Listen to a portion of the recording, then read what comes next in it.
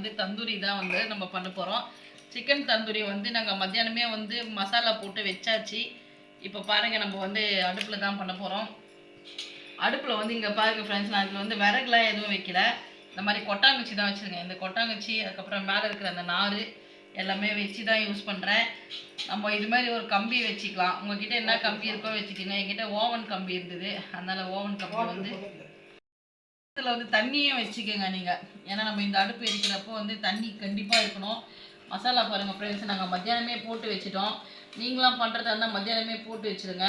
இங்கே பாருங்கள், இப்போ நம்ம இதை வந்து ஃப்ரை பண்ணி எடுத்துக்கலாம்.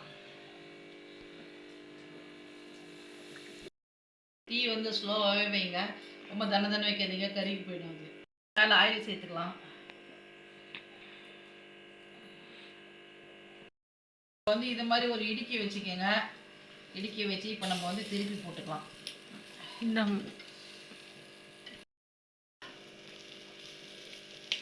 ஃப்ரெண்ட்ஸ், இப்போ நம்ம வந்து திருப்பி போட்டுட்டு இப்போ கொஞ்சம் நம்ம மேலே ஊற்றிக்கலாம் எண்ணெய். ஃப்ரெண்ட்ஸ், இந்த மாதிரி தீ ரொம்ப தனன்னு எரிஞ்சிச்சுன்னா லைட்டாக தண்ணி தெளிச்சிருங்க. தண்ணி தெளிச்சிட்டு நீங்கள் அதுக்கப்புறம் வந்து இந்த ஸ்மோக்கிங்லேயே வைங்க, இல்லைன்னா கறிகிறோம். நம்ம ஸ்லோ பக்கத்தில் வந்து கண்டிப்பாக தண்ணி வச்சுட்டு செய்யுங்க ஒரு பாத்திரத்தில். நல்லா வந்து வெந்துச்சு. இப்போ நம்ம வந்து எடுத்துடலாம். இது அப்படியே ஆட்டம். நம்ம அடுத்தது வந்து எடுத்து வச்சிடலாம். நம்ம வந்து வச்சுக்கலாம்.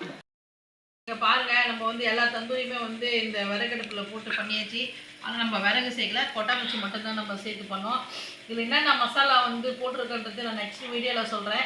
நீங்களும் இதுமாரி ஃபேமிலியோட செஞ்சு சாப்பிட்டு பார்த்துட்டு எப்படி இருக்குன்னு எனக்கு சொல்லுங்கள். ஃப்ரெண்ட்ஸ், நேற்று பார்த்தீங்கன்னா நம்ம மம்மிக்கு பர்த்டே. அவங்க நேற்று கொஞ்சம் வெளியில் வேலையாக போயிட்டு இருந்ததுனாக்க இன்றைக்கி நம்ம பர்த்டே செலிப்ரேஷன் பண்ணுறோம்.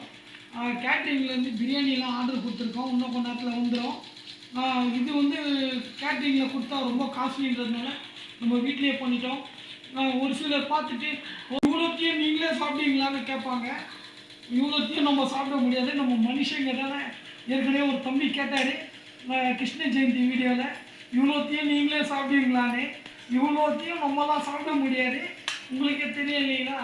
நம்ம என்ன குண்டோதரனா நம்ம இவ்வளோத்தையும் சாப்பிட. அதனால் வந்து பார்த்தீங்கன்னாக்கா இப்போ இன்னும் கொண்டாட்டில் ஃப்ரெண்ட்ஸு ரிலேஷன் எல்லாம் வர போகிறாங்க. பார்த்தீங்கன்னா கேட்ரிங்கில் பிரியாணி அதெல்லாம் ஆர்டர் கொடுத்துருக்கோம். இது வந்து தந்தூரி வந்து நம்ம ரெடி பண்ணிட்டோம்.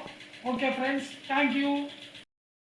இந்த வீடியோ உங்களுக்கு பிடிச்சிருந்துச்சுன்னா லைக் பண்ணுங்கள், ஷேர் பண்ணுங்கள், கமெண்ட் பண்ணுங்கள். ஆசா தோசை தமிழா சேனலுக்கு சப்போர்ட் பண்ணுங்கள். நீங்களும் இதை மாதிரி செஞ்சு பார்த்து சாப்பிடுங்க.